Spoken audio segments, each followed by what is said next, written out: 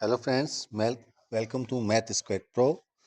आज आपके लिए मैं लाया हूँ कि जो डॉक्यूमेंट्स हैं जो आपको फोर्थ ग्रेड में आपको जमा करवाने हैं उनकी लिस्ट है। तो प्यारे बच्चों, इसमें जिन बच्चों का फोर्थ ग्रेड में डॉक्यूमेंट वेरिफिकेशन में जिस लिस्ट में नाम आया है उनके आपको ये डॉक्यूमेंट जमा करानी पड़ेगी। आपको सबसे पहले तो दो गेजेटेड ऑफिसर्स जो प्रिंसिपल हो सकते हैं, डॉक्टर हो सकते हैं, फर्स्ट ग्रेड हो सकते हैं, उनके चरित्र प्रमाण पत्र 2 व्यक्तियों द्वारा सत्यापित। तो जिसमें आपको पहला फॉर्मेट है जो सादे पन्ने पे आप लिखवा सकते हो कि प्रमाणित किया जाता है कि श्री, कुमारी, श्रीमती जो आपका नाम है, फिर पुत्र, पुत्री और पत्नी, और जो फीमेल होगी वो यदि अविवाहित है तो पुत्री लगाएंगी, और यदि विवाहित हैं तो पत्नी लगाएंगी। जहाँ के आप निवासी हैं इनको आप व्यक्तिगत रूप से 6 माह से अधिक होना चाहिए कि वर्षों से जानता हूँ या जानती हूँ। तो इसमें दिनांक और उनके हस्ताक्षर करवाने हैं। फिर उसके बाद आपको एक सामान्य घोषणा करवानी है जो 50 रुपये के आपको स्टैंप पे लिखवाना है, जो नोटेरी द्वारा सत्यापित होगा। इसमें आपको लिखवाना है कि मैं राजस्थान में चतुर्थ श्रेणी कर्मचारी सीधी भर्ती 2024 हेतु अपेक्षित व उक्त हेतु जारी विज्ञापन में वर्णित शरणार्थ अनुसार शैक्षणिक योग्यता रखता हूँ और रखती हूँ। प्यारे बच्चों, इसमें आपको 10th पास की आपको जो दे रखी थी योग्यता वो आपको होनी चाहिए।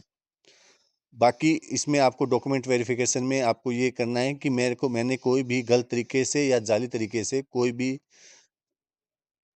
दस्तावेज पूर्ण रूप से सही हैं और सब मैंने सही प्रस्तुत किए हैं। मेरे पे कोई भी आपराधिक केस नहीं है किसी थानाधिकारी के क्षेत्र में।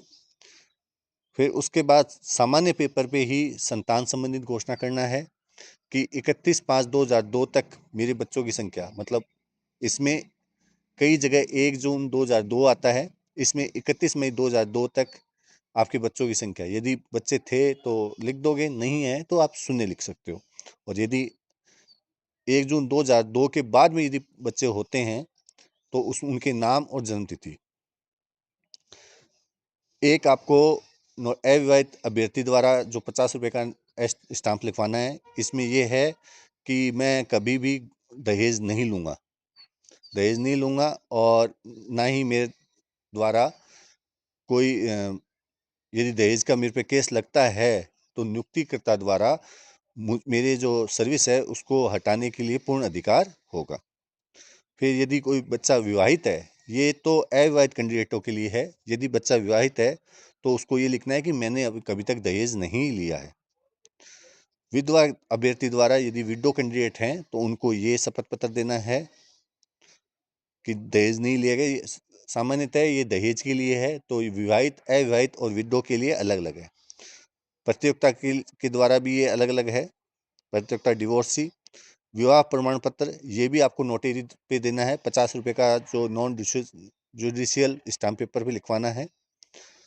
उसके बाद वचनबंध कि मैं कोई धूम्रपान या गुटखा सेवन नहीं करता हूँ, ये सामान्य पेपर पे देना है आपको। इस पे आपको किसी के साइन नहीं करवाने। फिर संविधान संबंधित प्रतिज्ञा कि मैं संविधान का सत्य, निष्ठा, प्रति श्रद्धा और रखूंगी और भारत की प्रभुत्ता, अखंडता, अक्षुण्ण बनाए रखूंगी और अपने पद के कर्तव्यों का राजभक्ति, ईमानदारी और निष्पक्षता से पालन करूंगा या करूंगी। तो ये भी सामान्य पेपर पे लिखना है। फिर जो आपने फॉर्म भरते समय जो आपने लिखा था सामान्य कागज पे, तो वो चेक करने के लिए कि आपकी राइटिंग सेम है, तो ये आपको ऊपर जो लिखा हुआ है ये सामान्यतः अभ्यर्थी यहाँ हिंदी में लिखें, और नीचे आपको राइटिंग इंग्लिश में चेक करने के लिए नीचे जो ऊपर लिखा हुआ है वो इंग्लिश में लिखना है। फिर सामान्य कागज में आपको ये विकल्प प्रस्तुत कर रहा है, इसकी आपको लिखना है। और सामान्य कागज पे ही पुनर्विवाह नहीं करने पर फोटोयुक्त सामान्य कागज पे ये लिखना है। तो ये सभी कागज आपको डॉक्यूमेंट तैयार करने हैं। उसके अलावा आपके जो भी सामान्यतः जो शैक्षणिक और प्रशैक्षणिक दस्तावेज हैं वो लिखने हैं। जो आपने जाति प्रमाण पत्र लिखा है वो लगाना है। मूल निवास लगाना है प्यारे बच्चों। और ये सारे डॉक्यूमेंट्स आपको तैयार करने हैं। तो यदि आप ये चैनल पे आप नए हैं तो चैनल को सब्सक्राइब कीजिए। और इसकी यदि आपको चाहिए पीडीएफ तो आप WhatsApp channel math squad pro पे आप जा सकते हैं और उससे वहाँ से डाउनलोड कर सकते हैं। Thank you.